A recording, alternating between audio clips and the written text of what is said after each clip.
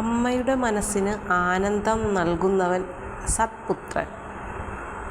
എന്താണ് അമ്മ അല്ലേ? നമുക്ക് ജന്മം നൽകിയ നമ്മുടെ അമ്മ, ആ അമ്മയ്ക്ക് ആനന്ദം നൽകുന്ന പുത്രനോ പുത്രിയോ ആയിക്കൊള്ളട്ടെ, അവരാണ് നല്ല പുത്രൻ അല്ലെങ്കിൽ നല്ല പുത്രി, നല്ല മകൾ അല്ലെങ്കിൽ നല്ല മകൻ എന്ന് പറയുന്നത്.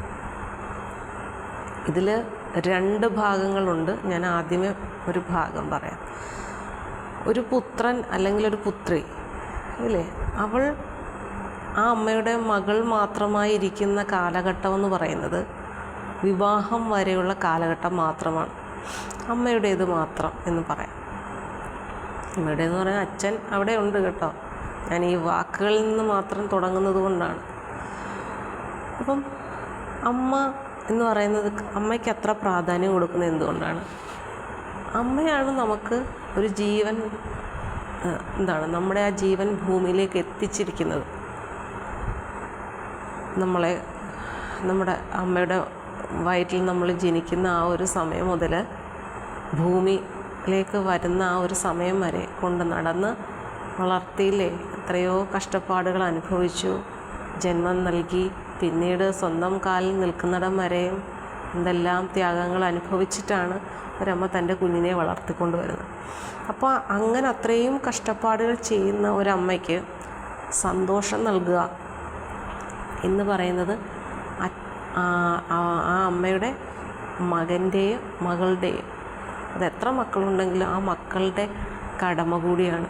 കാരണം ആ അമ്മയ്ക്ക് പകരം കൊടുക്കാൻ നമുക്ക് വേറെ ഒന്നും ഇല്ല അല്ലേ? ആ അമ്മ ചെയ്ത കാര്യങ്ങൾ, ആ കാര്യങ്ങൾക്ക് നമുക്ക് പകരം വയ്ക്കാൻ ഒന്നുമില്ല. അപ്പം നമ്മളത് ചെയ്യേണ്ട കാര്യങ്ങൾ തന്നെയാണ്. നമുക്ക് ആ അമ്മയുടെ സന്തോഷത്തിന് വേണ്ടിയിട്ട് നമുക്ക് ഒരുപാട് കാര്യങ്ങൾ ചെയ്യാൻ പറ്റും ഇല്ലേ? അപ്പോൾ അങ്ങനെ സന്തോഷം നൽകുന്ന കാര്യങ്ങൾ എന്തൊക്കെയാണെന്ന് എല്ലാവർക്കും അറിയാം. അതുകൊണ്ട് ഞാൻ വീണ്ടും അത് ആവർത്തിക്കുന്നില്ല. അത് വീണ്ടും ആവർത്തിക്കുന്നില്ല എന്നത് പറയുന്നതിലൊരു മിസ്റ്റേക്ക് ഉള്ളതുകൊണ്ട് ഞാൻ പറയുന്നത്, അത് ഞാൻ ആവർത്തിക്കുന്നില്ല. പിന്നീട് പറയാനുള്ളത്, അച്ഛൻ അമ്മ അവർക്ക് അല്ലെങ്കിൽ ഭാര്യ ഭർത്താവ് അവർക്ക് കുഞ്ഞുങ്ങൾ എന്ന് പറയുന്ന സ്വാഭാവികം മക്കളുണ്ട്. മക്കളെ വളർത്തേണ്ട ഉത്തരവാദിത്വം അച്ഛനും അമ്മയ്ക്കും ഉണ്ട് അല്ലേ? അത് ഒരു ഭാഗം. മക്കൾക്ക് ജന്മം നൽകിയാൽ അവരെ വളർത്തണം. അവർക്ക് സ്വന്തം കാലിൽ നിൽക്കേണ്ട ആ ഒരു പ്രായം എത്തുന്നിടം വരെ അവരുടെ കാര്യങ്ങൾ അച്ഛനും അമ്മയും തീർച്ചയായിട്ടും നോക്കിയിരിക്കണം. ഇല്ലെങ്കിൽ അവരൊരിക്കലും അത്തരത്തിൽ കുഞ്ഞുങ്ങൾക്ക് ജന്മം നൽകാനായി തയ്യാറാകാൻ പാടില്ല. അതൊരു ഭാഗം.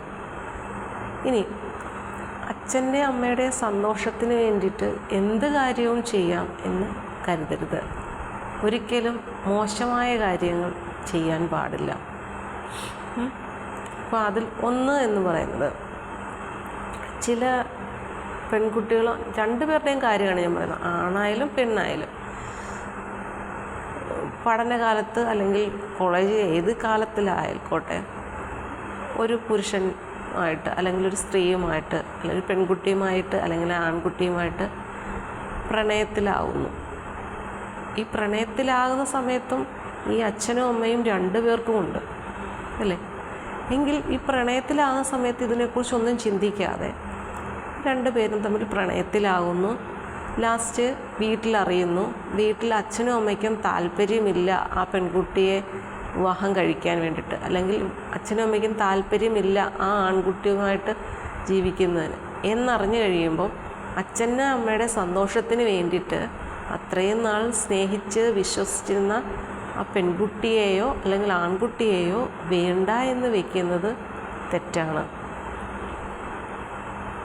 ഇല്ലേ? ഒരാളെ ആഗ്രഹിപ്പിക്കുക, പലതും പറഞ്ഞ് മോഹങ്ങൾ പ്രതീക്ഷകളെല്ലാം നൽകിയ ശേഷം വീട്ടുകാർക്ക് താല്പര്യമില്ലാത്തതുകൊണ്ട് ഇത് വേണ്ട എന്ന് വയ്ക്കാം എന്ന് പറയുന്നത് ഏറ്റവും വലിയ മോശമായ ഒരു കാര്യമാണ്, തെറ്റായ ഒരു കാര്യമാണ്. അതും പ്രത്യേകിച്ച് അച്ഛൻ്റെ അമ്മയുടെ സന്തോഷത്തിന് വേണ്ടിയിട്ടാണെങ്കിൽ അതൊരിക്കലും ഒരു സന്തോഷമാവില്ല. ചിലപ്പോൾ ആ അച്ഛനും അമ്മയ്ക്ക് സന്തോഷമാകുമായിരിക്കും, പക്ഷേ അതിനപ്പുറത്ത് വലിയൊരു ദുഃഖം ഒരാൾക്ക് നൽകുന്നുണ്ട്. ആ ദുഃഖം നാളെ നിങ്ങൾക്ക് ഒരു ശാപമായി മാറും. അപ്പോൾ ഒരിക്കലും അച്ഛൻ്റെയും അമ്മയുടെയും സന്തോഷത്തിന് വേണ്ടിയിട്ട് ചിന്തിക്കുന്ന വ്യക്തി ഇത്തരത്തിൽ ആരെയും ഇഷ്ടപ്പെടാനോ പ്രണയിക്കാനോ ഒന്നും പോവാതിരിക്കുക.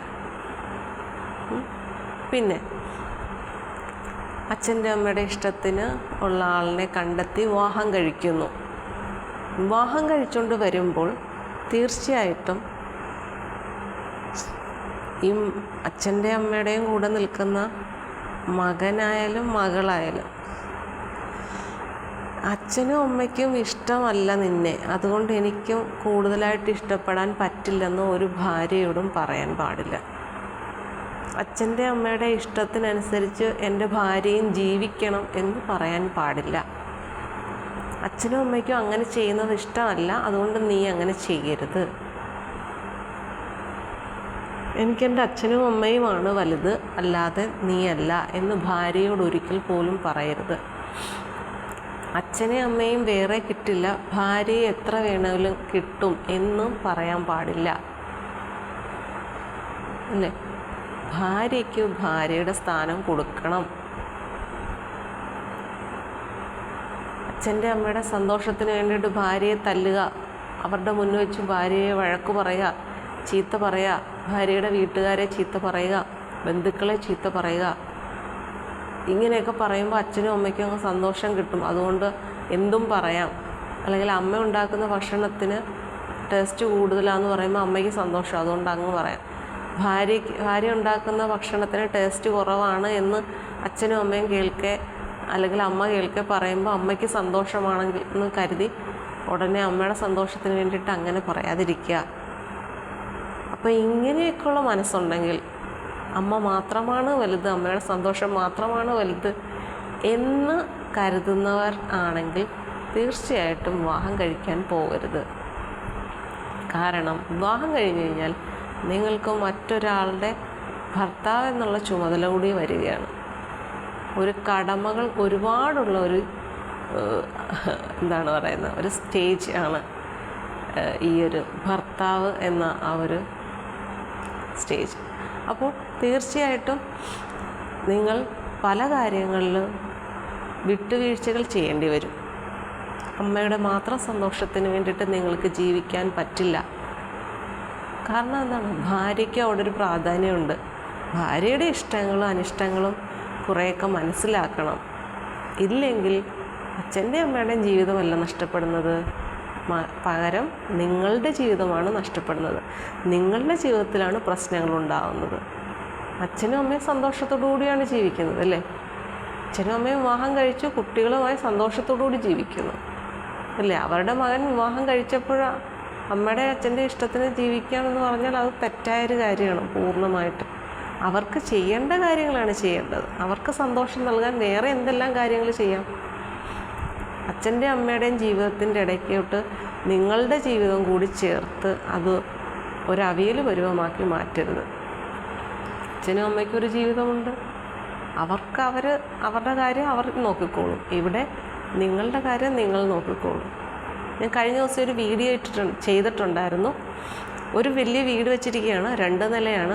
താഴത്തെ നിലയിൽ അച്ഛനും അമ്മയും താമസിക്കുന്നു, മുകളിലത്തെ നിലയിൽ മകനും മകൻ്റെ ഭാര്യയും കുട്ടികളും താമസിക്കുന്നു. നല്ല കാര്യമായിട്ട് എനിക്ക് തോന്നി. ഒരുമാതിരിപ്പെട്ട പ്രശ്നങ്ങളെല്ലാം അവോയ്ഡായി പോകും. കാരണം എന്താണ്, രണ്ടായിട്ടാണ് നിൽക്കുന്നത്. അവിടെ നമ്മളൊരു നെഗറ്റീവ് കാണാൻ പാടില്ല. ഒന്നിച്ച് നിൽക്കുമ്പോൾ പ്രശ്നങ്ങൾ ഉണ്ടാകുന്നതിനെക്കാട്ടും നല്ലത് ആദ്യം തന്നെ ഇങ്ങനെ രണ്ടായിട്ട് നിൽക്കും.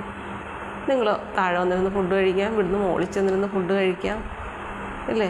അങ്ങനെ ഒരുപാട് കാര്യങ്ങൾ ചെയ്യാനുണ്ട്. താഴെ അച്ഛനും അമ്മയും അവരുടെ കുടുംബം, മുകളിൽ എന്താണ് അവിടെ ഒരു കുടുംബം. 2 കുടുംബങ്ങളാണ് അതിൽ. ഒരു കുടുംബത്തിൽ 2 കുടുംബമാണ് ഒരു വിവാഹം കഴിയുന്നതോടുകൂടി സംഭവിക്കുന്നത്. അത് പലപ്പോഴും മനുഷ്യർ ഉൾക്കൊള്ളാത്തതാണ് ഏറ്റവും വലിയ പ്രശ്നം. നിങ്ങൾ ആരെങ്കിലുമൊക്കെ ഇങ്ങനെയുള്ള പ്രശ്നങ്ങൾ ഉണ്ടാകുന്നുണ്ട്, അവരെ ഒന്ന് മനസ്സിലാക്കൂ. നിങ്ങൾ ആരെയും ബോധ്യപ്പെടുത്താൻ വേണ്ടിയിട്ടല്ല ജീവിക്കേണ്ടത്.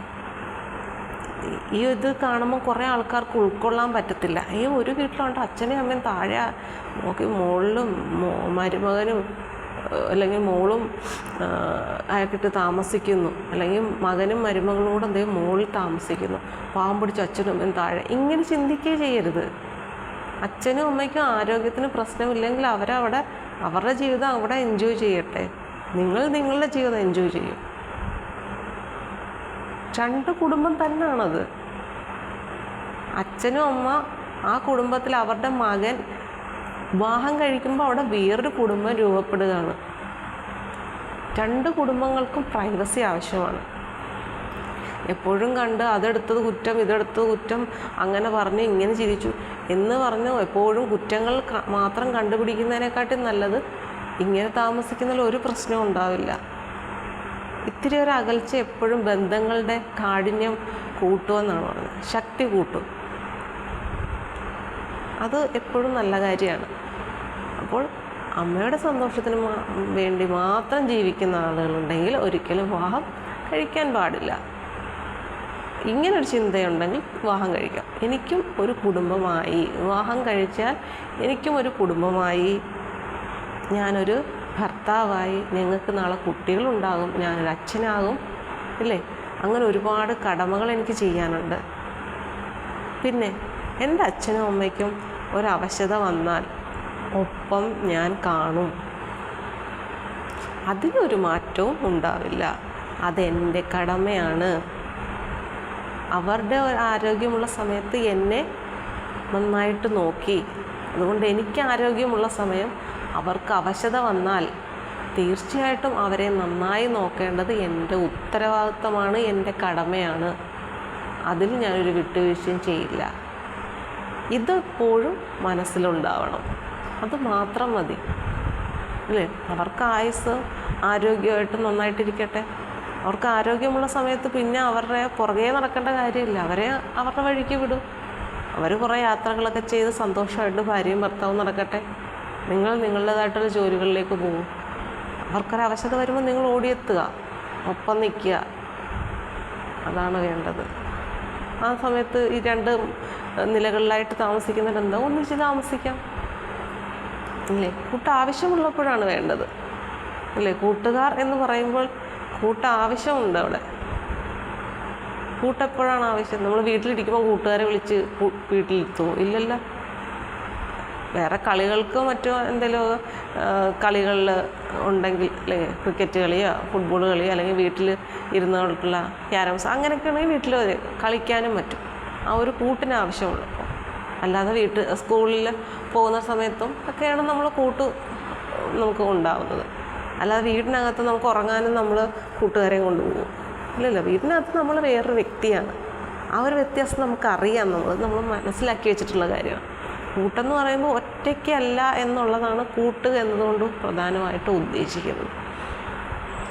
അപ്പോൾ ആവശ്യമുള്ളപ്പോൾ ആ കൂട്ടിൻ്റെ പുറകെ പോകും, അല്ലാത്തപ്പോൾ അത് വേണ്ട, അല്ലേ?